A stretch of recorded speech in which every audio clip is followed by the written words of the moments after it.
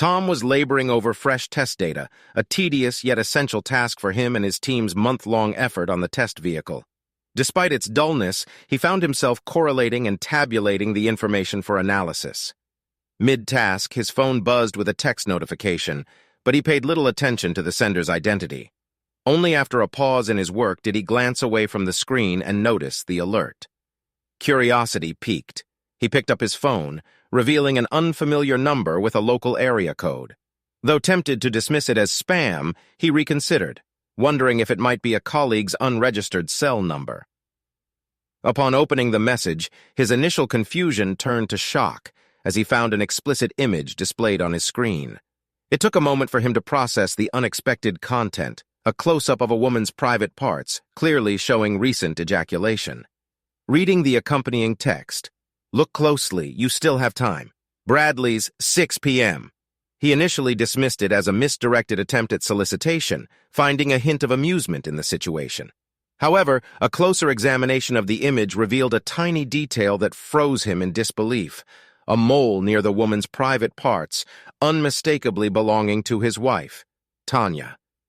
Doubt flooded his mind as he desperately sought to disprove what he saw, but the evidence only strengthened his conviction. Questions raced through his mind as he recalled Tanya's supposed whereabouts, en route to Boston for a crucial work engagement. Yet here he was, confronted with an image that suggested otherwise. With the clock ticking towards 5 p.m., the timing of the message clashed with Tanya's scheduled landing in Boston at 4:30 p.m. Although she typically checked in upon arrival, it seemed plausible that she was preoccupied with her team's arrangements. Despite the whirlwind of emotions, Tom opted to reply to the text first before considering further action, not particularly original but entirely expected. "Who is this? How did you obtain this image? Am I expected to meet you at Bradley's?" As he prepared to wrap up for the day, he made a firm decision to head to Bradley's. He was determined to get answers one way or another, sending a text to Tanya. "How was your flight? I'm going out for a bite. Give me a call when you're available."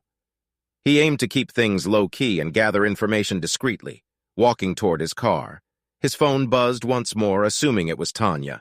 He checked his phone, only to find a response from the mystery sender. "I'll be there, but I'm sure you'll find someone more interesting than me." Feeling overwhelmed, he hurried to his car while checking the map on his phone. Bradley's was 30 minutes away, and it was already 5:40. He'd arrived shortly after 6 p.m., uncertain of the importance of timing, but hoping he wouldn't miss whoever the texture expected him to meet. During the ride, his phone buzzed again, this time with a message from Tanya. "Crazy time with the team, we'll call you later before bed. Love you." He pushed thoughts of their conversation aside. His focus was on his meeting at Bradley's and the mystery surrounding the texture's knowledge of his wife. Arriving at 612, his heart raced as he parked. Since the texture hadn't provided any clues about who to look for, he assumed whoever wanted to meet knew him and would approach him. Yet it was the mention of someone more interesting being present that troubled him most. The texture seemed privy to information he didn't possess, and he feared walking into a trap without any other means of uncovering the truth. The image of his wife's carnal parts left him in turmoil. He trusted her completely, and their closeness was satisfying, or so he thought. But the only explanation for someone possessing such an image was troubling, and he was minutes away from discovering the truth, a prospect that filled him with dread. Stepping inside, he allowed his eyes to adjust to the dim lighting. Unfamiliar with the pub's layout, he paused by the entrance to survey the surroundings. A spacious dining area lay ahead with a bar to his left. Choosing a seat near the end of the bar, he ordered a draft and scanned the dining area. His attention was drawn to a man who had just taken his drink order and was making his way across the room toward a table of smiling individuals. And there, at the table, receiving a drink from the well-dressed man, sat Tanya, adorned in her little black dress and pearls. Her smile radiant, he moved mechanically, advancing toward the table where Tanya sat. Just a couple of steps away, her expression shifted from a warm smile to wide-eyed fear upon seeing him. Undeterred, Tom continued, reaching the table and seizing a handful of the well-dressed man's hair with his left hand. He yanked back forcefully, causing the man to drop his drinks and stumble backward, yelping in pain. As Tom pulled him past, he released his grip, intending to strike him with his right hand. But the man's rapid retreat left Tom out of range, and he landed on the floor before Tom could act further. Taking a step toward him, Tom recognized Pete and sternly warned him to stay down. Pete, disheveled and soaked in drink, obeyed without uttering a word. Turning back to Tanya, Tom noticed the table had fallen silent. Familiar faces stared back at him, members of Tanya's team who had shared meals and gatherings at his home. He mused that team loyalty outweighed betrayal, except for one individual who had chosen to reveal the truth. Briefly considering identifying them, he dismissed the idea as futile. Tom informed Tanya that he was going home and suggested that if there was any hope for their marriage, she should come with him now. Tanya nodded in response. However, before she could rise, he gestured for her to wait and requested a moment. Before departing, he addressed Betty Wilson and Bob Thornton seated nearby. He asked Betty if Bill thought she was in Boston, and Bob if Alice believed the same. Their avoidance confirmed his suspicions. He pondered whether the whole team was involved, realizing that at least one of them was. The drive home was a blur, ending abruptly in his driveway. Inside, he grabbed a beer and sank into the living room, contemplating his acquaintances. Familiar with Bill Wilson and Alice Thornton, but unfamiliar with the other couples present. With uncertainty gnawing at him, he debated contacting Bob or Alice, but ultimately decided against it. Instead, he sent them a brief message. Just heard Tanya's travel plans changed, might want to touch base. With that, he left the choice of further investigation in their hands, feeling a sense of closure amidst the chaos. It was roughly 20 minutes later when he heard the garage door open, and Tanya pulled into the garage. He waited in the living room. She entered, still dressed in her LBD, but without the provocative pumps and jewelry. As she calmly walked into the living room and took a seat opposite him on the sofa, he remained quiet, understanding the power of silence in any conversation. He was resolute in allowing the silence to persist for as long as necessary. It didn't take Tanya long to speak up. "It's not what you think," she began, but he gestured for her to stop. "You have no clue what I think about tonight's events," Tom replied. "I don't need a detailed explanation. We're both engineers, and we know that there's no real or objective answer to any why question. It's often just an attempt to justify unfavorable outcomes, so I won't ask why. Let's start with something simpler. How long? How many times? How frequently? Do our friends know, apart from those at the table, who cheat? Am I labeled as your betrayed man among your work colleagues and our friends?" "No, Tom, it's not like that at all," Tanya protested. "Our team's travel plans got disrupted, and instead of coming home only to travel again tomorrow, Pete suggested we stay in town for a down day before resuming." "I didn't see the whole team there." "Where was everyone else?" Tom inquired. "When we received the news, some of the team chose to stay home one more night and meet us at the airport tomorrow," she admitted. "But you chose to deceive me," he pointed out. "You seemed rather close to Pete. Is there anything happening between the star engineer and the Wonderkin program manager that you'd like to tell me?" "Well, for one, Pete's all right, and he persuaded the owners at Bradley's not to press charges," she said in a positive tone. His eyes widened in utter disbelief at her loyalty. "I couldn't care less about your colleague. If he hadn't tripped, I would have punched him. Whether charges are pressed doesn't faze me. I've spent a night in jail before. It's irrelevant. Besides, it could make for interesting testimony," he added with a half-smile. "Do you love him?" Tanya paused, gathering her thoughts. He could tell she was contemplating. Yes, silence was indeed a powerful tool, and his mind raced to fill the void in their conversation. Again, this didn't seem like it would end well. "He's not my boyfriend. There's absolutely nothing between us. Yes, I should have informed you about the change in plans, but it seemed trivial. Whether I was in town or Boston, you weren't expecting me, and I was still committed to the team. We were simply having dinner before retiring to our rooms. There was no reason for you to act the way you did. You completely embarrassed me in front of my team," she exclaimed, attempting to bluff her way out of the situation. He unlocked his phone, pulled up the text, and pushed it across the coffee table to her. Judging by her expression, he could tell she recalled the picture and the situation, leaving no room for denial. This time, she started speaking without bravado. He retrieved the phone, started a voice recording app, and tucked it into a shirt pocket. "Tom, our team is..." She hesitated, searching for words. Very close-knit in many ways. Most of us, she began, we have a small group that meets regularly. They were all at Bradley's. We were the ones putting an extra effort for the proposal. You know the time I've spent preparing our pitch? I don't know exactly when it began. It was sometime after Pete became PM. We worked closely together, and I was drawn to him, and things just evolved. Tanya explained. No explanations needed, he interrupted. Falling into bed doesn't just happen. Decisions are made consciously. We both understand that, so please don't insult me. So, almost 6 months, he answered one of his questions. That's when Pete joined, right? She nodded. The team, he continued, all of you. He trailed off without naming it. I mean, collectively? She nodded again. Pete mentioned it fosters trust and team unity. Is that what convinced all of you to form a company coalition group? Now you're being crude. It's more than that. I feel a strong connection to Pete and my team more than ever, Tanya asserted confidently. He sensed trouble brewing. Unfortunately, you may see some changes in your team soon, Tom warned. What did you do? Tanya gasped. Tom, involving others will only cause more damage. Let them make their own choices. We need to focus on us. Tanya, I can't stay silent and be complicit. I care about Bob and Alice. In fact, I like them a lot more than Betty and Bill right now, he replied. I texted them about the changed plans. How they handle it with their spouses is up to them. I can live with my decision. Tom, we have the most productive team in Cramerica Inc.'s history. She practically yelled at him. And you benefited too. Just because our team meetings were on Wednesdays didn't mean you missed out. I never denied you access to me whenever you needed it. So, I slept with my team a bit earlier. You never noticed. That picture you showed me. You want to know about it? She sneered. That was right after Pete finished inside me. Yes, he came inside your loving wife. What you don't see is Betty. She took the picture just before she went down on me.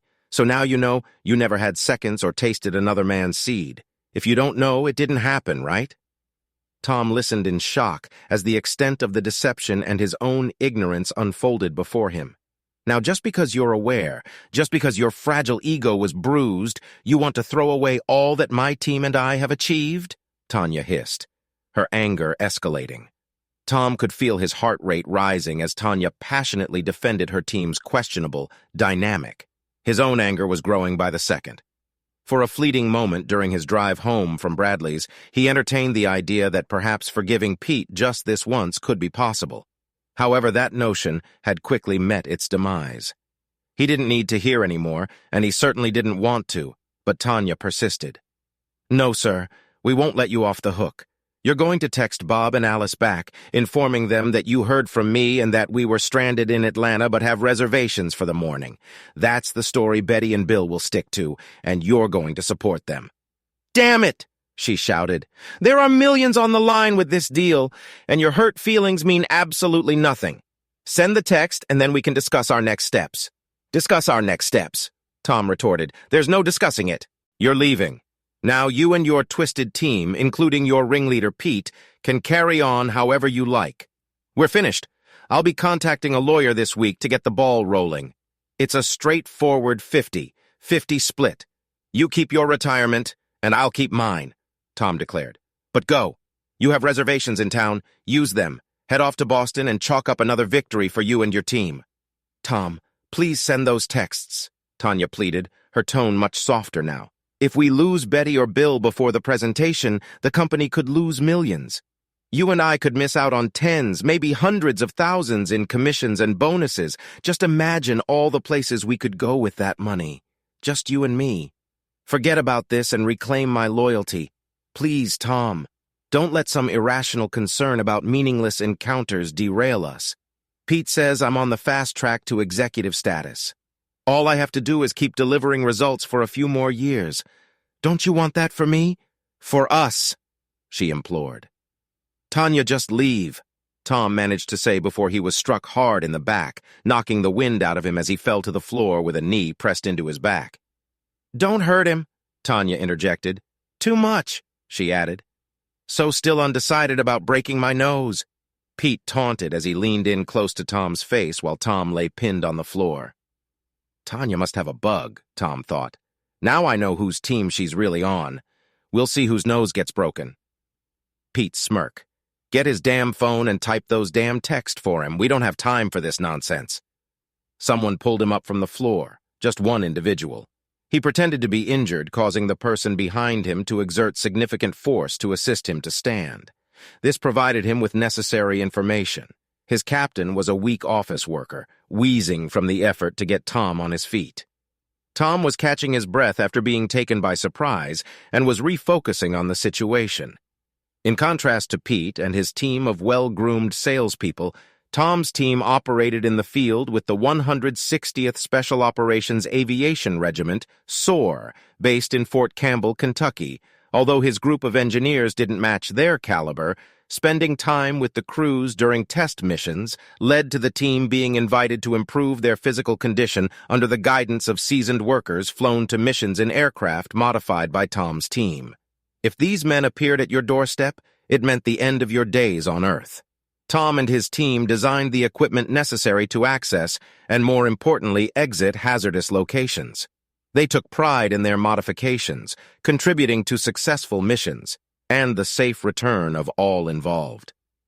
The members of the 160th and their formidable passengers deeply appreciated the hard work put in by Tom's crew, with Master Sergeant Troy Baker standing out as the most intimidating figure. MSGT Baker was renowned within his community.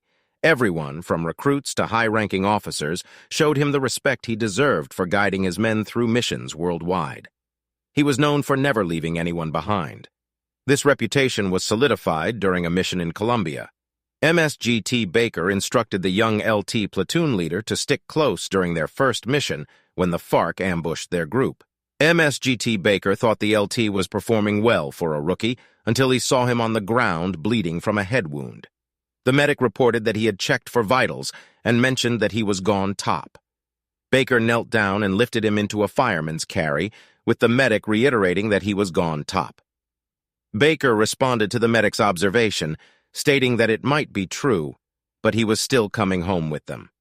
The medic looked at him as if he had lost his mind, considering the more than 5-kilometer trek back to the LZ through dense forest. They would be fortunate to return unscathed, but carrying a deceased individual seemed like a risky decision. Anticipating the medic's thoughts, Baker assured him, "I'd do the same for you, Billy. Stay close in case I need you." What ensued became legendary upon their return to the base. The medic informed the doctor that the LT had succumbed. The doctor nodded and retrieved a penlight from his pocket. The medic watched in amazement as the dead LT's pupils contracted in the harsh beam of the penlight. The doc then asked the medic if he cared to revise his diagnosis as they hurried the revived LT into surgery. He was timeless. He didn't speak much, but when he did, everyone listened. He was a relic. In an age of convenience and disposability, he was neither. He was meticulously crafted and unique, and he seemed to hold a special regard for Tom and his team. During the extended periods of downtime between missions, the MSGT expressed his gratitude by instructing Tom and the team in some basic yet effective hand-to-hand defensive techniques. He advised the engineers, "It's better to know something just in case. I understand the biggest threat you're likely to encounter is a malfunctioning copier or a nasty paper cut. But if you remain in this line of work, you may find yourself in some colorful locations. So now if you happen to encounter one of the local colorful inhabitants, you'll have something practical to rely on." MSGT Baker explained to the group, "But let's hope a paper cut remains the scariest thing you ever have to face." Tom regulated his breathing and allowed himself to appear subdued in the grasp of his captor while recalling the fighting techniques taught by the MSGT. There might be situations where you feel powerless and can only endure the smacking. It's unfortunate, but it happens. The key is to remember that even when you're taking a smacking, you can still fight back. You just have to outsmart your attacker. Tom remembered the lesson and subtly resisted, gradually wearing down the lone man's strength. "Give me the phone, Tom," Pete demanded, staring him down. "Now you know I've been with your wife and that every guy on the team has had their way with her. Forget this tough guy, Tom. You're nothing but a weak, submissive nerd. Do as we say, and maybe you'll still have a chance with Tanya when the team isn't using her. Don't forget about all the luxuries you can afford with her bonus. That should ease the pain. Who knows? Maybe Tanya will even buy you a cohesion robot for those times when she's busy." Tom bit his tongue as Pete took pleasure in humiliating him and coercing him into compliance. Pete demanded to know where it was, spotting the outline of the phone in Tom's shirt pocket. He then reached for it with his right hand. Tom forcefully stepped back with his right heel, striking his captor's shin and causing him to stumble in pain. Flexing his arms, Tom broke free from the hold as his captor yelped and collapsed under his own weight. Pete's eyes widened in recognition. With his right arm extended straight out, Tom rolled his shoulder as taught by the MSGT, driving his clenched fist into the center of Pete's face with full force. He felt bones shatter beneath his fist as a gush of blood poured from Pete's nose, sending him crashing to the floor. He turned around to identify his assailant. It was Bill, lying on the floor in tears and clutching his leg. He whimpered that he thought his foot was broken. Tom forcefully stomped on his foot, causing Bill to scream in agony. Tom remarked that it should clear up any uncertainty. Turning his attention back, he saw Pete on the floor, hands covering his face, attempting to rise to his knees. Approaching him, Tom leaned in close to his ear and mentioned that it looked like his nose took the punch, adding that he wasn't willing to take one for the team. He then delivered a powerful punch to Pete's temple, knocking him out cold. His adrenaline pumping and breath ragged, Tom scanned the living room for Tanya. Suddenly, he felt a sharp impact to his back and neck. Dropping to one knee, he spun around to confront the new attacker. Tanya stood before him, wielding a cast-iron skillet.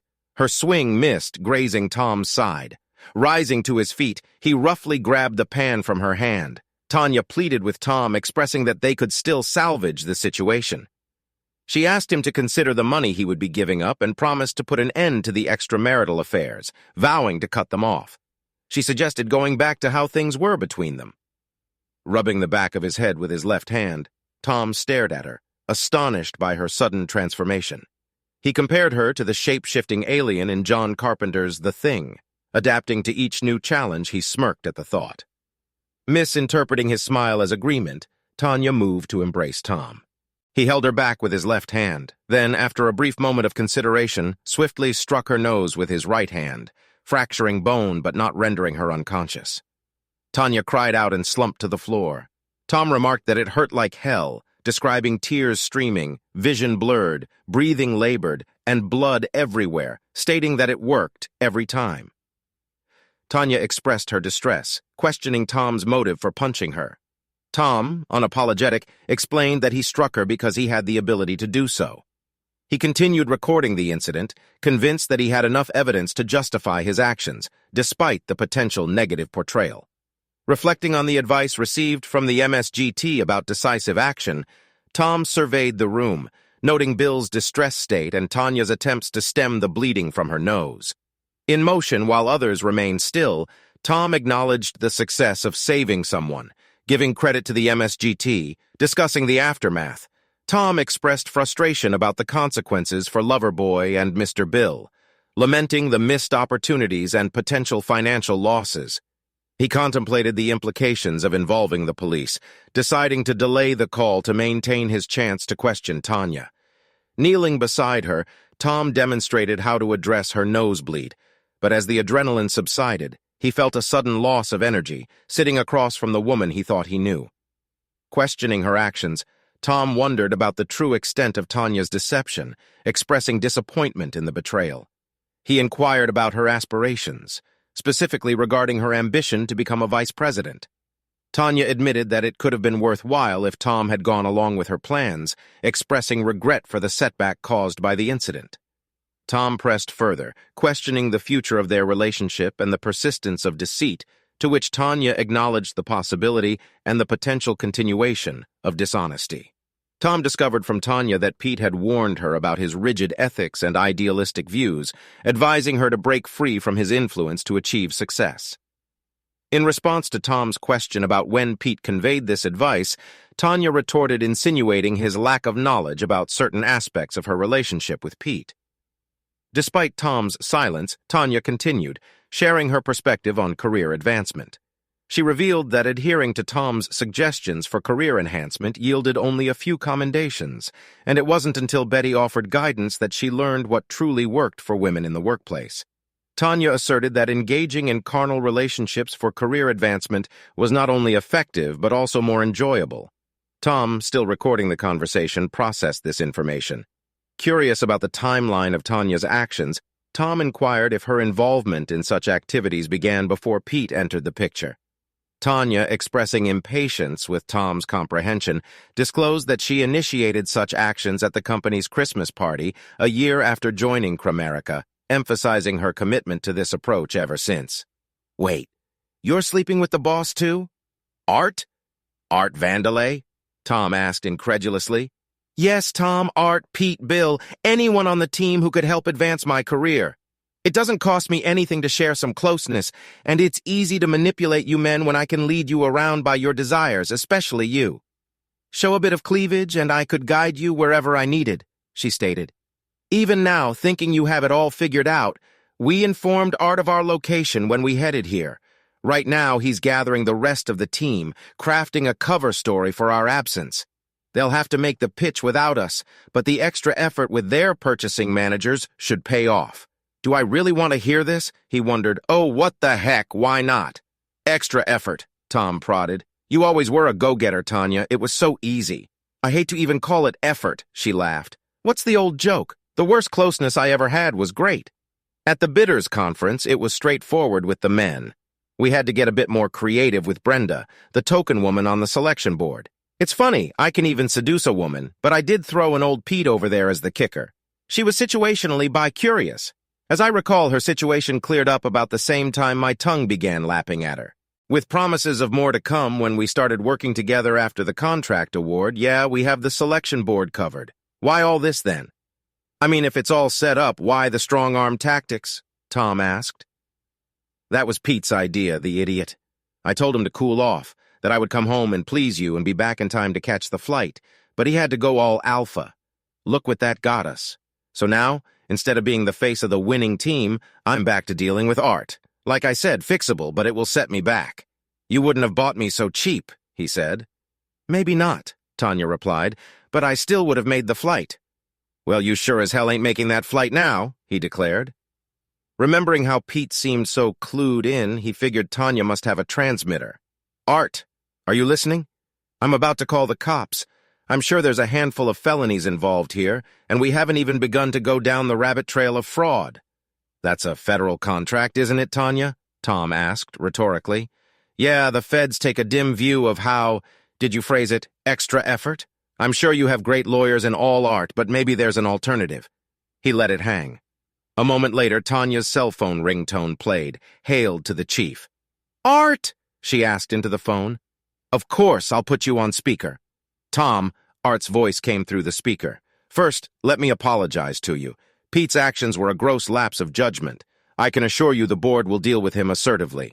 Thank you, Art. That eases my mind. Glad to see that you and the board take assault and fraud seriously. Tom, these are all unfortunate allegations. Lawyers will profit, but nobody wants to rock the boat. We might pay a fine. Pete and Bill get community service, but ultimately, you'll be divorced and half as wealthy. Art explained in a businesslike manner. Do I detect an OR in this story, Art? Tom inquired. Tanya always said you were the cleverer of the two. Still, I'm happier to have hired Tanya. Yes, Tom, there most decidedly is an OR, Art continued. Tom, we Cramerica have displaced you in your wife's affections, and when you found out and questioned it, you were treated most shabbily. Most shabby, shocking, Tom chimed in. Tom, Art continued, instead of calling the cops, as you put it, suppose we could come to an agreement. I just sent a snap to Tanya's phone. Not me, one of my tech boys here. They tell me they disappear after viewing. Have a peek. Perhaps that might restore some goodwill. Tanya opened the snap and turned the phone to Tom. He saw the words, Bank of Grand Cayman, and a number, a very large number. And when would that be deposited? Tom asked. It's already there, Tom. You have an email with the account number. This has been a very bad day for you, Tom. This may be a hard decision for you to make, and I don't discount the emotion. Tanya is a very desirable woman. Be that as it may, however, one can't take emotion to the bank, can one? One can't, Tom agreed, affecting Art's upper-crust-clipped manner of speech. Cramerica will cover the costs of your divorce. You can never reconcile. I think we all recognize that. Tanya will file. She will ask for her personal belongings and her retirement. He thought for a moment before replying. On the one hand, he could stand on principle and expose the whole sordid mess and let the chips fall. On the other hand, he could just walk away. Art had just given him 5 million reasons to do just that. "Does Kramerica have a medical staff, Art?" Tom asked. Yes, Tom. I believe we have some physicians on retainer," Art replied. "Good," Tom said. "You better load a few into a limo and send them over here to pick up your team." "Are we in agreement, then?" Art asked. "Tanya who?" Tom replied. "Precisely," Art agreed. "Are we done, Tom?" Art asked. "Goodbye, Art," Tom said and ended the call. Tom put his phone away, turned off the recording app, and slipped it back into his pocket. "I knew you would see it our way, Tom. We can still be friends. Friends with benefits when this is all over." She summoned up what she thought was her most winning smile, but even her incandescent smile couldn't reverse the effects of her ruined nose. Her eyes were turning black, and the blood was crusted under her nose, dried drips down to her chin. Tom found the sight comical and allowed himself a smile. Once again, Tanya misread his smile for agreement and leaned in to kiss him. Tom extended his right hand to halt Tanya, using it to gently push her back until she landed on the couch with a thud. Expressing disdain, he questioned the notion of wanting to kiss her, leaving Tanya hurt and looking up at him. Declaring his decision, Tom insisted that she remove whatever she wanted by the next day. Walking toward the door, he stopped beside Bill, inquiring about his injured foot. Dismissive of Bill's complaints, Tom kicked him in the groin, causing Bill to curl up and moan. Approaching Pete, who had managed to sit up, Tom assured him he wouldn't physically damage him. Pete, relieved, smiled, but it quickly vanished when Tom's foot applied pressure to Pete's groin. Rolling onto his side in pain, Pete watched as Tom exited the room. He got into his car, unsure where he was going, but food and shelter were high on the hierarchy of need scale for a good reason. He grabbed a burger from a takeout place, checked into a red roof in just outside of town near the freeway, and fell asleep as soon as his head hit the pillow. Despite enduring numerous physical strains from various injuries, he rose early the following morning and reluctantly got out of bed. While preparing motel room coffee, his phone chimed, and he eagerly grabbed it. The text message came from the number, and he opened it promptly. "Sorry for yesterday, I can meet. TGIF at the mall, Nunesh. I'll wave you over to seats at the bar." "I'll be there," he replied, and poured the lukewarm brown water from the coffee maker Kara into the paper cup. With determination, he set up his laptop, gearing up for some online banking. Reflecting on his college days, a time predating his relationship with Tanya, Tom recalled his economics professor's advice to maintain an offshore account for unforeseen circumstances. With his professor's assistance, he established a bank account in the Cayman Islands, which he fondly referred to as his go-to-hell fund. Over the past decade, he diligently contributed to it, and now he boasted an impressive sum of close to $50,000. Tom felt a sense of pride knowing that his go-to-hell fund was about to receive a significant boost. Tom accessed the secure website for each bank. With his passcode and several keystrokes, he transferred the bulk of Kramerica's payment into his personal account, leaving $100,000 in the original account. After a shower, a change, and getting ready, he headed out to meet the mystery texture. Tom entered TGIF just past noon. As he entered, he noticed a man waving him over. The man appeared to be about Tom's age, well-dressed and handsome. Tom approached him. "I believe you sent me a text," Tom said as he sat down. "I'm sorry for how it turned out. I don't know if there was any clean way to tell you," the stranger began. "Why don't you start with who you are and your connection to Tanya?" Tom replied. "I was on the team. I left the Army after 8 years, wounded in action, and had a lengthy recovery before being medically discharged.